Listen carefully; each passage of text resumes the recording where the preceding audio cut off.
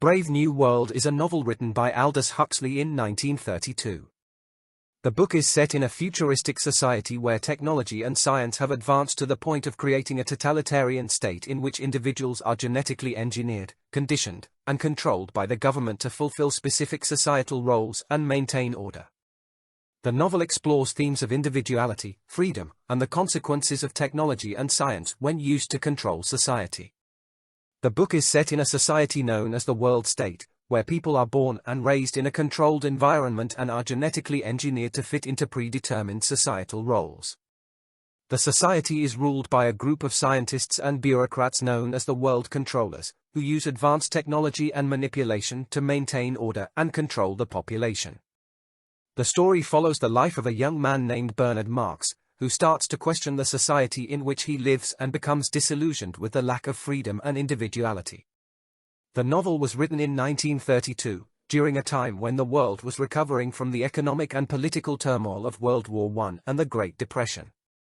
The novel reflects Huxley's concerns about the rapid advancements in technology and science and the potential consequences of their use in controlling society.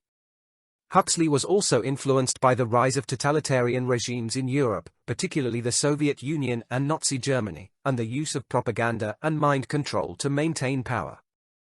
Aldous Huxley was a British writer and philosopher, best known for his novels and essays. He was born in 1894 and was educated at Oxford University. He began his writing career in the 1920s, publishing several novels and essays on literature, culture, and politics. He was a member of the Bloomsbury Group, a group of writers, artists, and intellectuals who were influential in the cultural and political scene of the time. Huxley's other famous works include The Doors of Perception and Ireland. Brave New World Revisited is a 1958 non-fiction follow-up to Huxley's 1932 dystopian novel Brave New World. In the book, Huxley revisits the themes and ideas he presented in his original novel and reflects on how they relate to the world of the 1950s. The book contains a series of essays in which Huxley examines the dangers of totalitarianism and the increasing role of technology in society. He also looks at the issues of overpopulation, the use of drugs and mind control, and the concept of happiness. In the book, Huxley explores the potential dangers of the then new technology of television and the use of it as a tool for manipulation and control. He also examines the increasing use of drugs, particularly in the form of antidepressants, and the potential consequences of relying on them as a way to deal with problems in society. He also addresses the issue of overpopulation, which he saw as one of the most pressing problems of the time. Huxley also discusses the concept of happiness and how society's preoccupation with achieving it can lead to the suppression of individuality and freedom. He also explores how the desire for order and control can lead to totalitarianism and the erosion of civil liberties. To summarize, Brave New World, by Aldous Huxley, first published in 1932, is a dystopian novel that explores the potential dangers of technological advancements and their impact on society. The novel is set in a future society where individuals are genetically engineered, conditioned and controlled by the government through the use of drugs and mind control techniques. The society is presented as a utopia where pleasure, conformity, and efficiency are the main goals, but at the cost of individuality, freedom, and critical thinking. In 1958, Huxley wrote a non-fiction book called Brave New World Revisited, in which he reflects on the themes discussed in his earlier work and how they apply to the world of the time. The book is a collection of essays in which Huxley examines the threats to freedom and individuality that are posed by technological advancements, particularly in the areas of mass media, advertising, and the manipulation of human behavior. He also discusses the dangers of totalitarianism, population control, and the use of drugs and mind control techniques by governments and large corporations. As of 2021, Huxley's warnings in Brave New World and Brave New World Revisited are still relevant. Advances in technology have led to an unprecedented level of control over individuals and society by governments, corporations, and other powerful institutions. Social media, artificial intelligence, and big data analytics have enabled the manipulation of public opinion and behavior on a massive scale. The use of surveillance technologies has increased, raising serious concerns about privacy and civil liberties. Furthermore, the theme of population control and the manipulation of human biology is also still relevant today. With the rapid growth of the world population, the issue of overpopulation is becoming increasingly pressing. Governments and organizations are exploring various ways to curb population growth, such as promoting birth control and family planning programs. However, these efforts raise ethical questions about the manipulation of human biology and the right to reproductive autonomy. Huxley argues that control through punishment of bad behavior is less effective in the long run than control through rewards for good behavior. They also suggest that government through nonviolent manipulation of the environment and thoughts is more effective than government through terror. They also mention that death control is easy to achieve, but birth control is difficult, and that this has led to a rapid increase in population, which creates problems for freedom and democracy. Huxley also mentions that there is a correlation between increasing population and the rise of authoritarian philosophies and totalitarian systems of government. He further mentions that advances in medicine tend to increase the survival rate of individuals with genetic deficiencies, thus offsetting the benefits of these advances. Huxley argues that mental illness is not just about having symptoms, but also about being well adjusted to an abnormal society. He suggests that many people who appear normal are actually suffering from mental illness because they have been silenced and de-individualized by society. They are, in other words, pathologically normal. In the words of Jiddu Krishnamurti, it is no measure of health to be well adjusted to a profoundly sick society.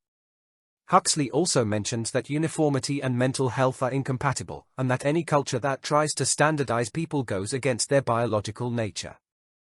Huxley also mentions that the desire to impose order on chaos can be beneficial in some areas like science, art, and philosophy, but it can be dangerous in politics and economics, where it can lead to totalitarian dictatorship and the reduction of human diversity to subhuman uniformity.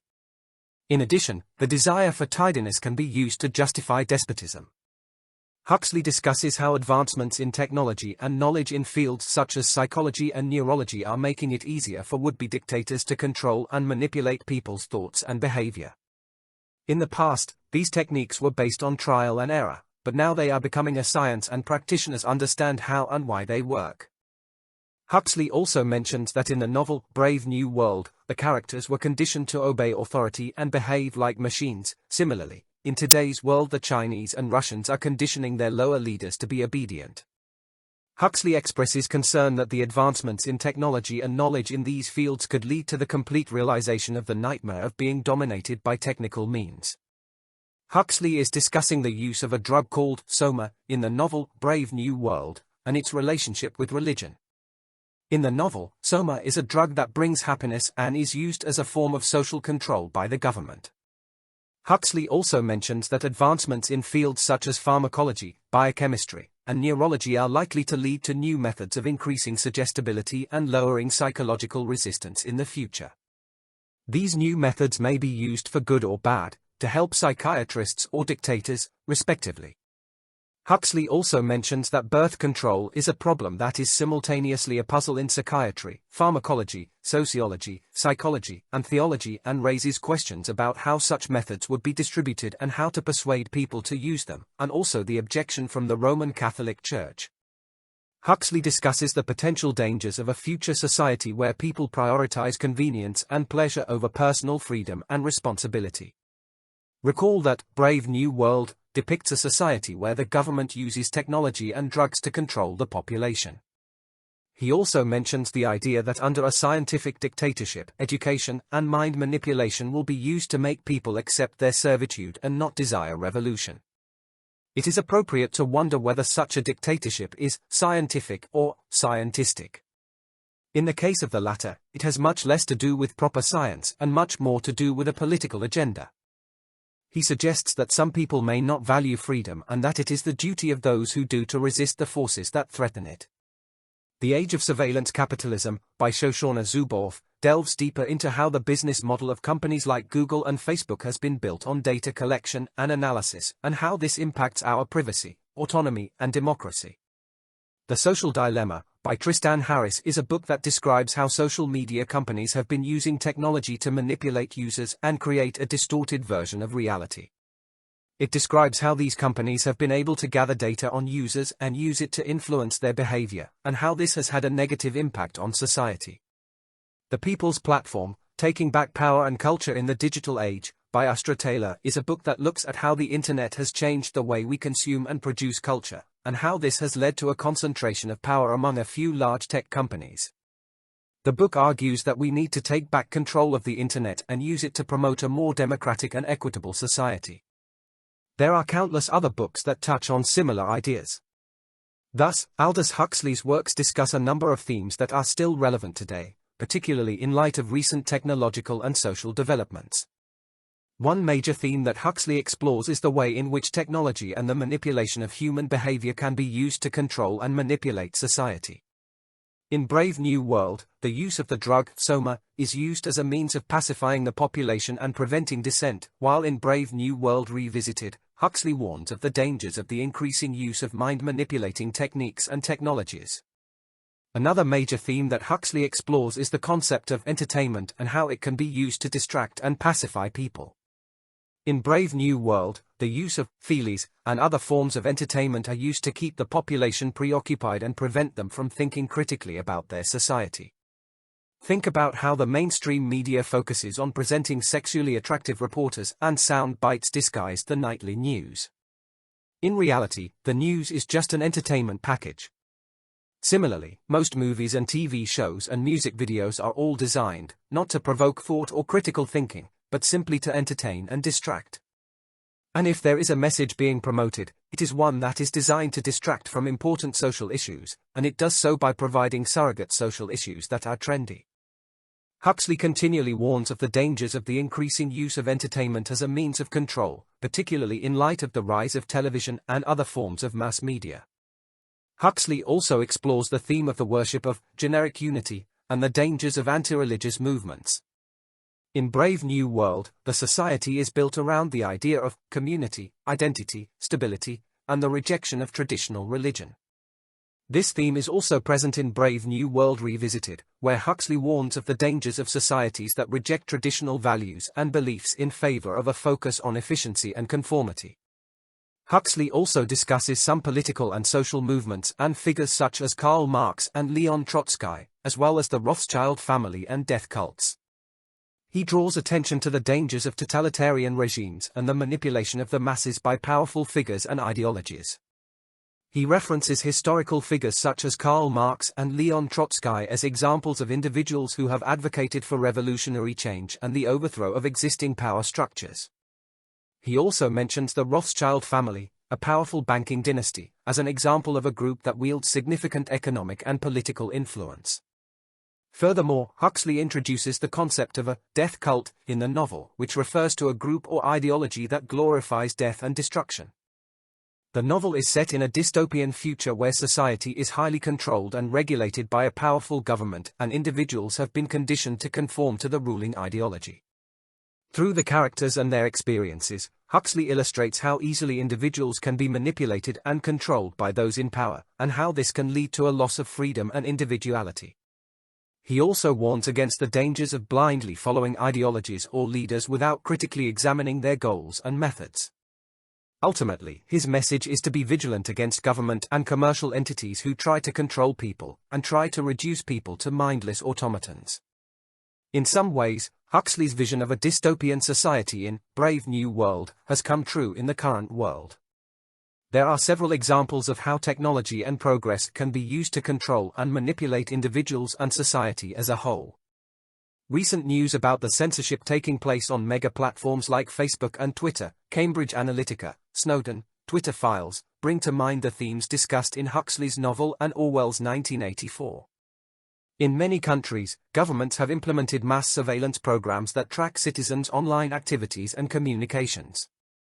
This has raised concerns about privacy and civil liberties, as well as the potential for misuse of this information by those in power. Similarly, corporations have been accused of collecting and using personal data for targeted advertising and manipulation of consumer behavior. Another example is the use of technology for social control, where individuals are encouraged to conform to societal norms and ideologies through the use of social media and other online platforms. Social media companies have been criticized for their role in spreading misinformation and fostering a culture of echo chambers, where individuals are only exposed to ideas that align with their existing beliefs. Furthermore, the increasing use of automation in the workplace has led to job displacement and economic inequality. We can expect this trend to continue in the near future. Recall that the novel also touches on these topics, where the society is divided between a small elite class and a large underclass. On the other hand, Huxley's vision has not come entirely true, in some places, yet. In some countries in the Western Hemisphere, society has become more tolerant and open-minded in many ways, and individuals have more access to information and opportunities for self-expression than ever before. Activist movements and organizations have emerged to challenge government and corporate abuses of power, and in some cases, have been successful in achieving change.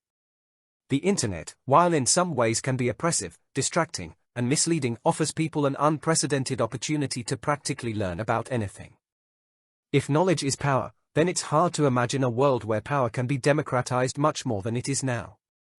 And yet, that is precisely the trap that Huxley warns about. Huxley suggests that most people in his dystopian society are simply not interested in reading books, and that the government actively discourages the reading of books that might challenge the ruling ideology. Instead, the society is focused on providing distractions and entertainment to keep the population content and docile. In the novel, the government controls the media and uses it to disseminate a sanitized version of history and culture that supports the ruling ideology. The characters in the novel have limited access to information and knowledge, and books are seen as a threat to the status quo. Additionally, people are conditioned to be content with their lives and to not question their surroundings, which further discourages the reading of books. Huxley's warning is not necessarily about the disappearance of books, but rather the manipulation of information and the suppression of critical thinking and intellectual inquiry by those in power. He argues that a society in which individuals are not encouraged to read books and to think critically is a society that is ripe for manipulation and control.